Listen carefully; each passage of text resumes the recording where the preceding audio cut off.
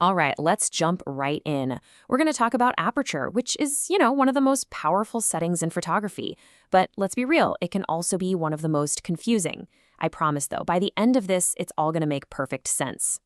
So let's get straight to the biggest point of confusion, the thing that trips everybody up. You're looking at your camera, you see a number like f/2.8 and another one like f/16. And your brain, my brain, everyone's brain says, well, 16 is way bigger than 2.8. So why on earth does the small number give you this huge opening that lets in a ton of light? It's the number one question for a reason. And if you think it feels completely backwards, you are definitely not alone. Yeah, exactly. It honestly feels like the people who designed cameras are just playing a big prank on all of us. But I swear, there's a really simple logic behind it all, and we're going to break it down right now in a way that will make it finally click. For good. Okay, so to get this, I want you to forget about cameras for just a second. Instead, let's think about something you use every single moment of every day. Your own eyes.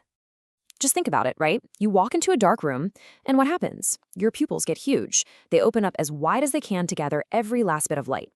Then you step outside into the bright sunlight, and boom, they instantly shrink down to these tiny little pinpricks to keep you from getting blinded. Your eye is automatically controlling how much light gets in. And that is exactly what aperture is.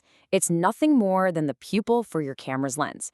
It's this cool little mechanical iris inside the lens that can open up wide or close down to a tiny hole to precisely control the amount of light that hits your camera's sensor. So there you go. Concept number one is locked in. Aperture is the pupil of your lens. Okay, great. We get the pupil idea.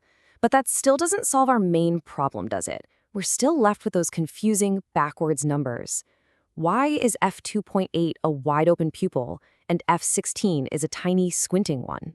Well, to solve this mystery once and for all, we are going to use the absolute best analogy I know. We can forget about all the complicated math. Let's just talk about pizza. Here is the absolute key. You have to think of the f number not as a whole number, but as a fraction. Think of it like a slice of a pizza. An f number like f2.8 is really 1 divided by 2.8. It's a fraction, 1 over 2.8. That is a huge slice of pizza, right? That's a lot of pizza. But f16, well, that's 1 over 16. That's a teeny tiny little sliver. So a small number on the bottom of the fraction means a big slice and lots of light. A big number on the bottom of the fraction means a tiny slice and just a little bit of light.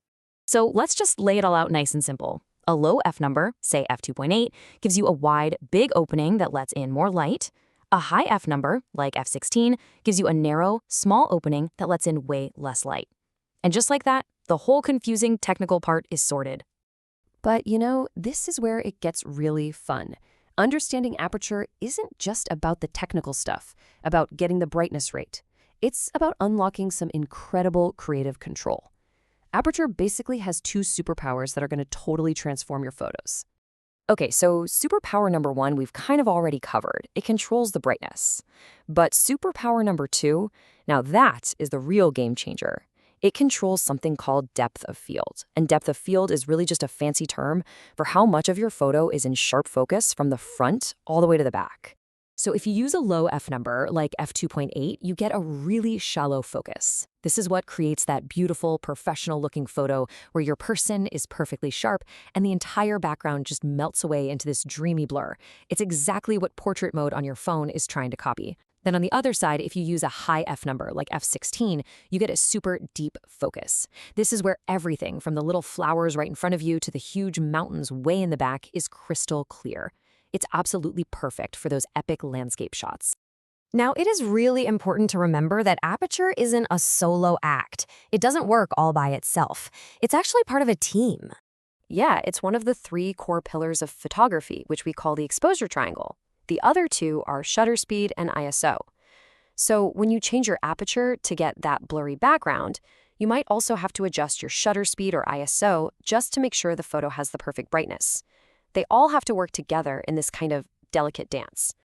Okay, I know that was a lot of information, but if you walk away today and only remember one thing, please let it be this next part.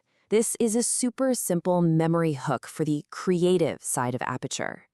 Just forget about the light for a minute. Just burn this into your brain. A small f number, like f2.8, gives you a small area of focus. A shallow slice of your scene is sharp. It's how you make one single thing the undeniable star of your photo. So small number equals small focus. And you guessed it, the opposite is true too. A big F number, like F16, gives you a big area of focus. A huge slice of your scene is sharp from front to back. This is for when the entire scene is the story you want to tell. Big number equals big focus. Easy, right? And with that, the power is officially in your hands. You're not just taking a snapshot of what's in front of you anymore. Now you get to decide what the viewer pays attention to. You can literally blur out all the distractions in the background or make an entire mountain range sharp as a tack.